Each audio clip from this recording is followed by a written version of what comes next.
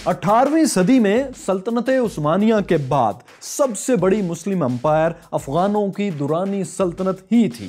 पहले अफगान बादशाह अहमद शाह अब्दाली ने मौजूदा अफगानिस्तान के साथ साथ हिंदुस्तान के उस जुग्राफिये को भी अपनी सल्तनत में शामिल कर लिया था जहां आज पाकिस्तान वाक़या है। यानी जदीद अफगानिस्तान की तारीख शुरू ही यूं होती है कि पाकिस्तान और अफगानिस्तान एक ही मुल्क या एक ही सल्तनत का हिस्सा थे। लेकिन इतनी बड़ी सल्तनत के बादशाह अहमद शाह अब्दाली के पीरो मुर्शद जिन्होंने उन्हें बादशाह बनवाया था, वो लाहौर में कत्ल कर दिए गए। आज बादशाही मस्जिद के मीनारों के नीचे मस्जिद के पीछे उनका छोटा सा मज़ार है। ऐसा क्यों हुआ? दुरानी सल्तनत ने पंजाब और दिल्ली पर बार बार चढ़ाइयाँ क्यों की?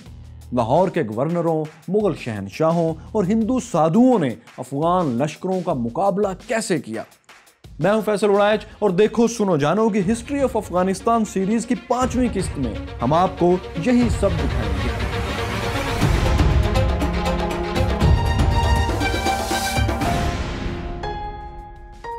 माय क्यूरियस फेलोज, ये 1747 के आखिर की बात है कि अहमद शाह अब्दाली पेशावर के किले बाला हसार में ठहरे हुए थे।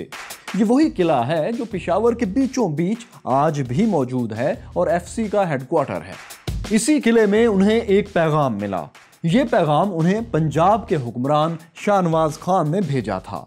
शाहनवाज खान दिल्ली के मुगल दरबार की मर्जी के बगैर पंजाब के हुक्मरान बन चुके थे और अब मुगल वजीर आजम कमरुद्दीन अहमद खान उन्हें हटाकर पंजाब का गवर्नर किसी और को बनाना चाहते थे।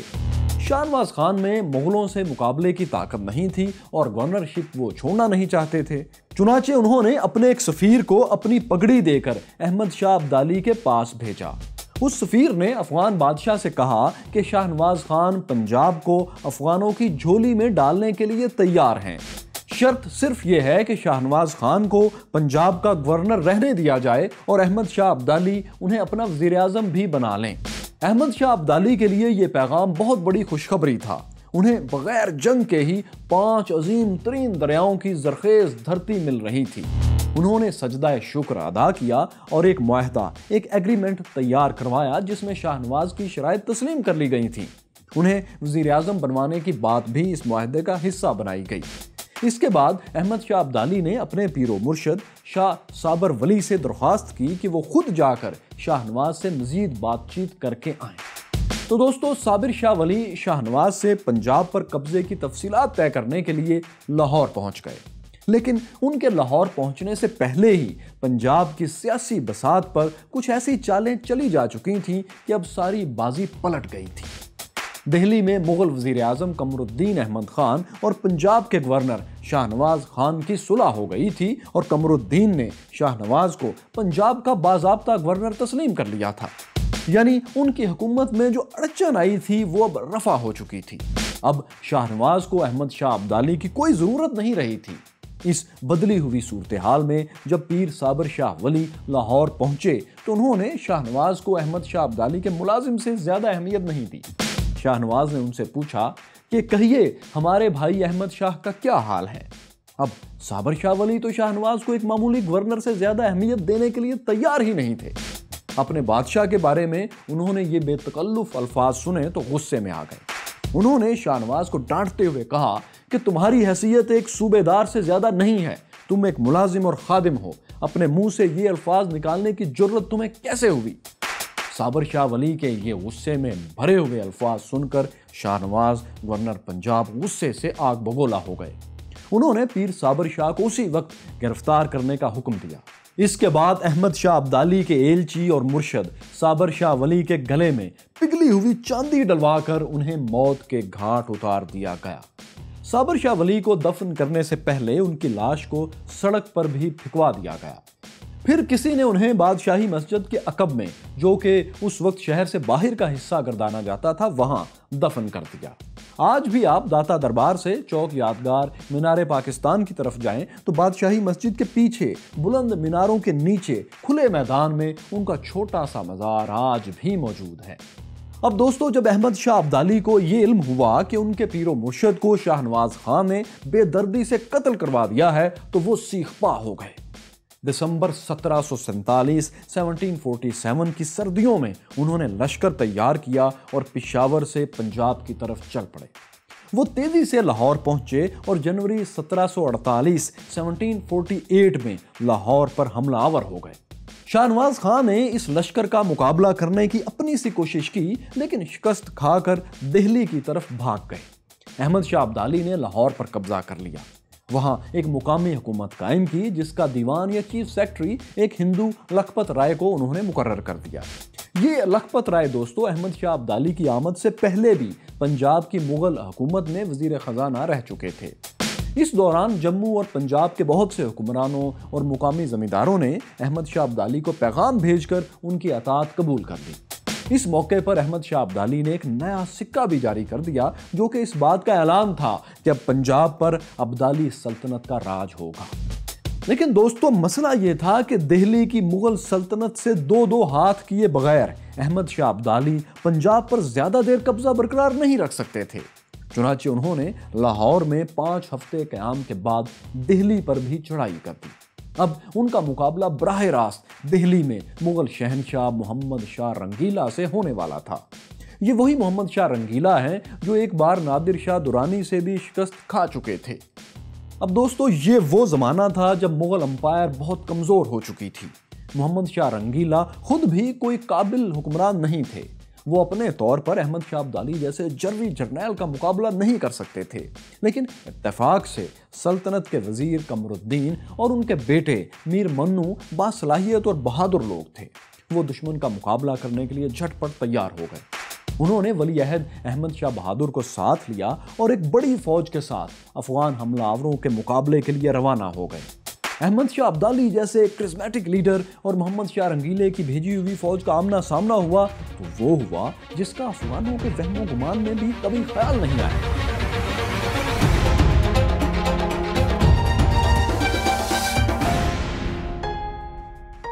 दोस्तों ये भारतीय पंजाब के शहर चंडीगढ़ के करीब छोटा सा कस्बा मानपुर है। इस कस्बे में 11 मार्च 1748 को 1748 को मुगलों और अफगानों के दरमियान एक जबरदस्त जंग हुई।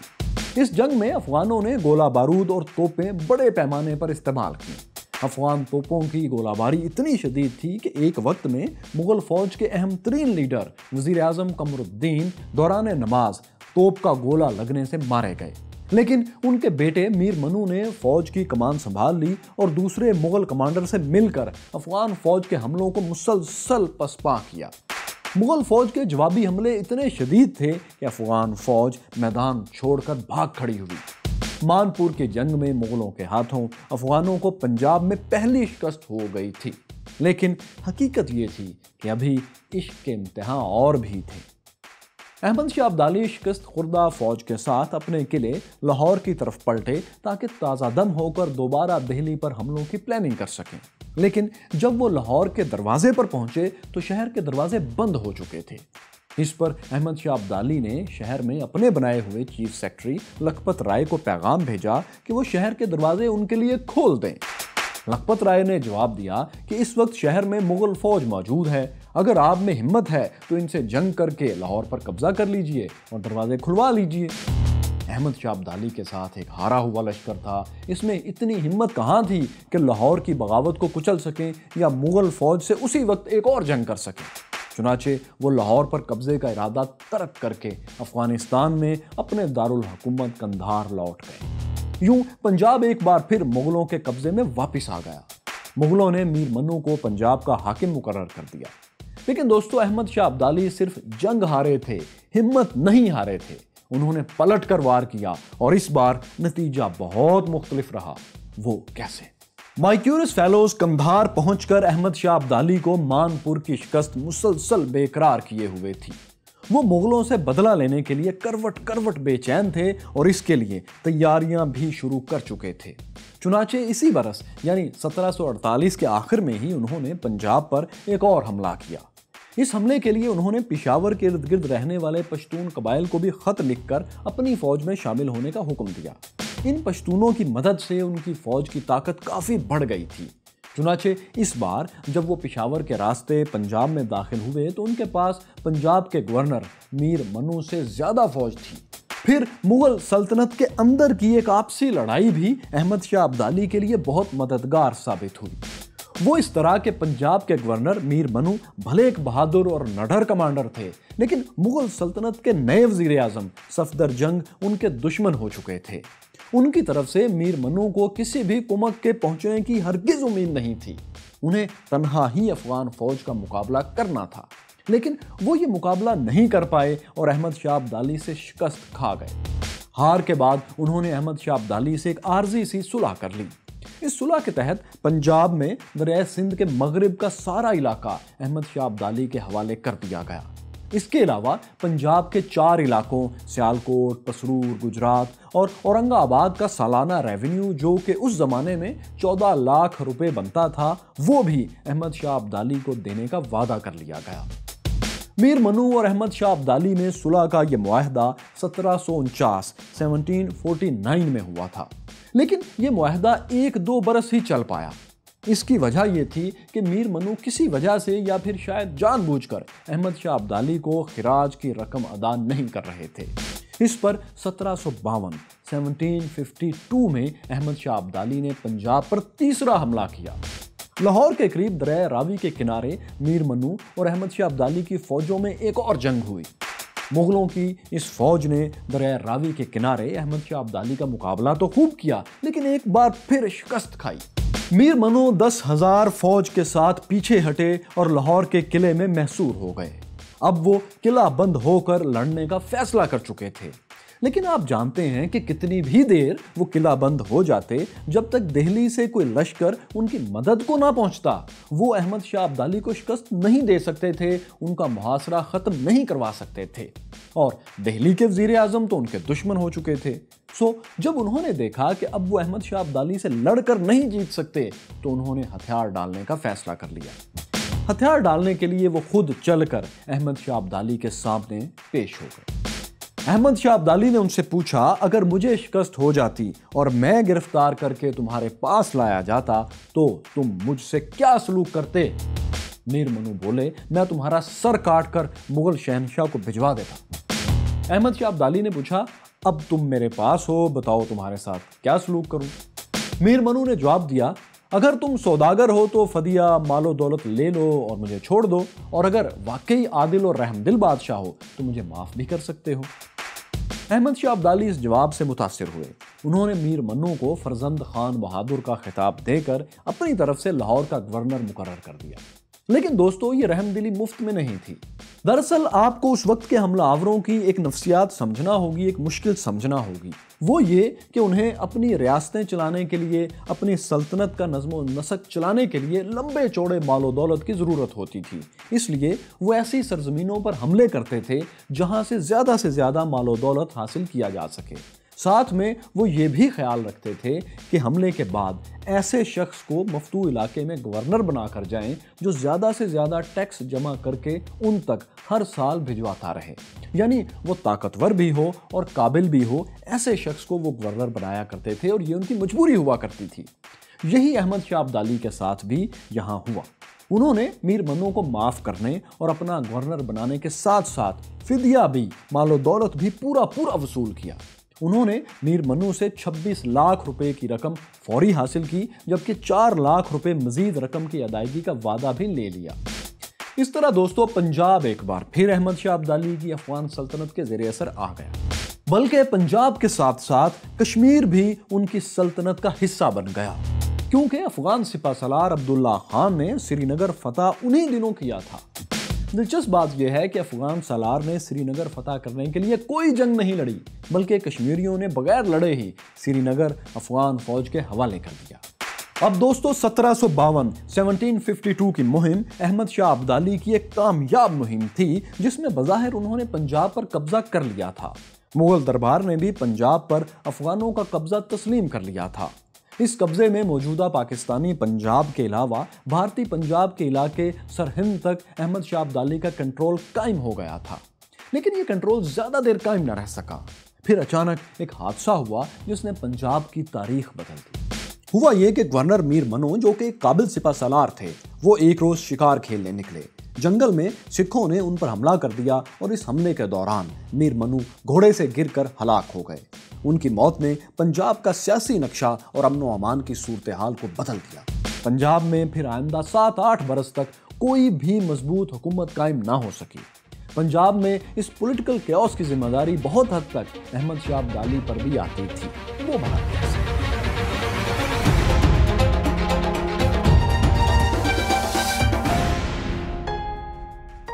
مائی کیورس فیلوز احمد شاہ ابدالی نے میر منو کی موت کے بعد ایک بہت ہی غلط فیصلہ کیا۔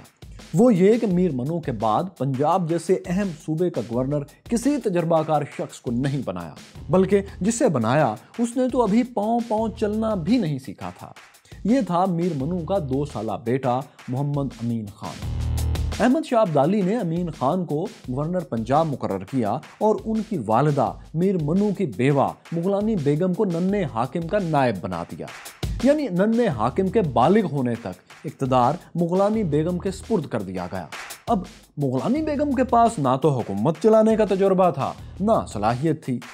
اس کا نتیجہ وہی نکلا جو نکلنا تھا، یعنی پنجاب میں مقامی گروہ اپنے اپنے طور پر اپنے اپنے علاقوں میں خود مختار سردار بن کر پاور پالیٹکس کرنے لگے۔ طاقت کے ان کھلاڑیوں میں کچھ مغلانی بیگم کے قریبی رشتہ دار تھے اور کچھ دوسرے لوگ اور سردار بھی تھے جو بہت زوراور تھے۔ یہ سب لوگ لاہور پر قبضے کے لیے آپس میں لڑنے لگے۔ پنجاب کے ننھے حاکم محمد امین خان کو بھی مبینہ طور پر زہر دے کر کسی وقت ہلاک کر دیا گیا۔ پھر ایک کے بعد ایک طاقتور سردار لاہور پر چڑھائی کرتا اور قبضہ کر کے بیٹھ جاتا۔ اس کے بعد وہ اس وقت تک لاہور میں لوٹ مار کا بازار گرم رکھتا جب تک کوئی دوسرا طاقتور سردار اسے اقتدار سے بے دخل نہ کر دیتا۔ ایک موقع پر مغلانی بیگم کے ماموں نواب عبداللہ نے بھی لاہور پر قبضہ کر لیا۔ اس وقت لاہور کا خزانہ خالی ہو چکا تھا۔ نواب عبداللہ نے اپنی تجوریاں بھرنے کے لیے عام شہریوں کی جیبوں تک کی تلاشی لینا شروع کر دی اور ایک ایک پیسہ ان سے نکلوانے لگا۔ اس دور میں لاہور میں یہ کہاوت مشہور ہو گئی کہ حکومت نواب عبداللہ، نہ رہی چکی نہ رہا چولہا، یعنی نواب عبداللہ کی حکومت میں کسی کے پاس نہ تو آٹا پیسنے کے لیے چکی ہے اور نہ وہ چولہا جس پر روٹی پکائی جا سکے۔ تو دوستو، افغانستان کی ابدالی سلطنت کے ماتحت پنجاب کا یہ حال ہو چکا تھا کہ لاہور کا خزانہ خالی تھا اور عوام در بدر تھے۔ امن و امان کی صورتحال بہت خراب تھی، لیکن اتنے خراب حالات کے باوجود احمد شاہ ابدالی پنجاب پر کوئی توجہ دینے کے بجائے دہلی پر ایک اور حملے کا پروگرام بنا رہے تھے۔ 1756 میں انہوں نے دہلی پر حملہ کر دیا۔ دہلی پر اس وقت انتہائی کمزور مغل بادشاہ عالمگیر ثانی کی حکومت تھی۔ وہ احمد شاہ ابدالی کا مقابلہ کرنے کا سوچ بھی نہیں سکتے تھے، سو انہوں نے بغیر جنگ کے ہی دہلی افغان لشکر کے حوالے کر دیا۔ لیکن احمد شاہ ابدالی نے دہلی کے تخت کو بھلا کیا کرنا تھا؟ انہیں تو مال و دولت چاہیے تھا، سو وہ مغل بادشاہ سے مسلسل 2 کروڑ روپے کا مطالبہ کرنے لگے۔ اب مغل 2 کروڑ کہاں سے لاتے؟ ان کے خزانے میں تو جھاڑو پھر چکے تھے، وہاں تھا ہی کیا جو وہ کسی کو دیتے۔ سو احمد شاہ ابدالی کو جب دہلی کے شاہی خزانے سے کچھ نہیں ملا تو انہوں نے درباری امراء کو لوٹنا شروع کر دیا۔ مغل سلطنت کے وزیر غازی خان سے 18 لاکھ روپے کی رقم اور ہیرے جواہرات انہوں نے چھین لیے۔ اس کے علاوہ احمد شاہ ابدالی نے اپنے 11 سالہ بیٹے کی شادی عالمگیر ثانی کی بیٹی زہرہ بیگم سے کر دی۔ انہی دنوں سابق مغل شہنشاہ محمد شاہ رنگیلا کی 16 سالہ بیٹی حضرت محل بیگم کی خوبصورتی کے چرچے عام تھے۔ ہند سندھ میں لوگ جانتے تھے کہ حضرت محل اتنی پرکشش ہیں کہ 60 سالہ عالمگیر ثانی نے بھی ان سے شادی کی خواہش کا اظہار کیا تھا، لیکن حضرت محل کی والدہ کے انکار کے باعث یہ رشتہ نہیں ہو سکا۔ پھر جب احمد شاہ ابدالی نے دہلی پر قبضہ کر لیا تو انہوں نے بھی حضرت محل کی خوبصورتی کا ذکر سنتے ہوئے ان سے شادی کا فیصلہ کیا۔ مفتو ماں نے اس پر بھی سختی سے انکار کیا اور کہا کہ میں اپنی بیٹی کو اپنے ہاتھوں سے قتل کر دوں گی، لیکن کسی افغان کے حوالے نہیں کروں گی۔ لیکن دوستو، آپ خود ہی بتائیے، بھلا ایک زبردست طاقتور فاتح کے سامنے ایک بوڑھی مفتو بیوہ کے انکار کی کیا اہمیت تھی؟ سو احمد شاہ ابدالی نے دہلی میں حضرت محل بیگم سے نکاح پڑھوا کر انہیں اپنے عقد میں لے لیا۔ جب تک احمد شاہ ابدالی دہلی میں رہے، خطبہ جمعہ میں ان کا نام بطور حکمران لیا جاتا رہا۔ احمد شاہ ابدالی نے دہلی کے ہندوؤں کو حکم دیا کہ وہ مسلمانوں کی طرح پگڑیاں نہ پہنیں بلکہ اپنے ماتھے پر واضح نشان لگائیں تاکہ انہیں مسلمانوں سے الگ پہچانا جا سکے۔ جن ہندوؤں نے ماتھے پر نشانات نہیں لگائے انہیں بھاری جرمانے کیے گئے۔ لاہور کی طرح دہلی میں بھی احمد شاہ ابدالی نے اپنے نام کے سکے فوری طور پر جاری کروائے تاکہ سکہ رائج الوقت پر ان کی مہر ثبت ہو جائے۔ دہلی کو پوری طرح کنٹرول میں لانے کے بعد احمد شاہ ابدالی نے جہان خان اور نجیب الدولہ کو 20,000 فوج دے کر متھرا اور آگرہ کو فتح کرنے کے لیے بھیجا۔ ہندوؤں کا عقیدہ تھا کہ ان کے بھگوان کرشن کا جنم ان میں سے ایک شہر متھرا میں ہوا تھا۔ یہی وجہ تھی کہ وہ متھرا کو مقدس سمجھتے تھے۔ وہاں ان کے انگنت مندر تھے، لاتعداد بت بھی نصب تھے۔ احمد شاہ ابدالی نے انہیں حکم دیا کہ متھرا ہندوؤں کا، کافروں کا شہر ہے، یہاں کے لوگوں کو تلوار کی نوک پر رکھ لو۔ انہوں نے اپنی فوج کو حکم دیا کہ دہلی سے آگرہ تک کسی کو کوئی کھڑی فصل نظر نہیں آنی چاہیے۔ انہوں نے اپنے لشکر کے ہر سپاہی کو لالچ دیا کہ کافروں کے سر کاٹ کر وزیر اعظم کے دروازے پر رکھ دیے جائیں۔ ہر سر کے بدلے میں کاٹنے والے سپاہی کو 5 روپے شاہی خزانے سے انعام دیا جائے گا۔ احمد شاہ ابدالی کے اس حکم کا نتیجہ یہ نکلا کہ افغان سپاہیوں نے انعام کے لالچ میں متھرا کے گلی کوچوں میں خون کی ندیاں بہا دیں۔ ہزاروں مردوں، عورتوں اور بچوں کو بے دردی سے یہ دیکھے بغیر مارا گیا کہ ان کا مذہب کیا ہے۔ اب کٹی گردن پر تو لکھا نہیں ہوتا کہ کس مذہب کے ماننے والے کی یہ گردن ہے، خون تو سب کا ایک سا ہوتا ہے۔ ایک مسلمان سنار جیولر نے ایک افغان سپاہی کے سامنے سارے کپڑے اتار دیے اور دہائی پر دہائی دی کہ اس کے ختنے ہو چکے ہیں، وہ مسلمان ہے، لیکن اس کے باوجود اسے بھی قتل کر دیا گیا۔ افغان لشکر نے شہر میں نصب ایک ایک بت توڑ ڈالا۔ ہسٹورین آغا کیسر علی نے اپنی کتاب میں ایک واقعہ نقل کیا ہے۔ وہ لکھتے ہیں کہ متھرا کے بڑے بڑے بھاری بت افغان ضربوں سے ریزہ ریزہ ہو کر پولو کی گیند کی طرح گلیوں میں ٹھوکریں کھاتے پھرتے تھے۔ متھرا کے بعد آگرہ، بلب گڑھ اور کئی دوسرے علاقوں کا بھی یہی انجام ہوا۔ لیکن جب احمد شاہ ابدالی نے متھرا کے قریب ہندوؤں کے ایک اور مقدس شہر پوگل پر حملہ کیا تو یہاں ایک عجیب صورتحال پیدا ہو گئی۔ اس شہر میں ہزاروں ہندو سادھو رہتے تھے اور افغان لشکر شہر سے باہر پڑاؤ ڈال چکا تھا۔ یہ لشکر کسی بھی وقت شہر پر حملہ کر سکتا تھا، لیکن اس سے پہلے کہ یہ حملہ آور ہوتے، شہر کے سادھو سر سے پاؤں تک الف ننگی حالت میں جسموں پر راکھ مل کر شہر سے باہر موجود افغان فوج پر جو ہتھیار ہاتھ آیا وہ لے کر پل پڑے۔ یہ حملہ اتنا اچانک اور شدید تھا کہ احمد شاہ ابدالی پیچھے ہٹنے پر مجبور ہو گئے۔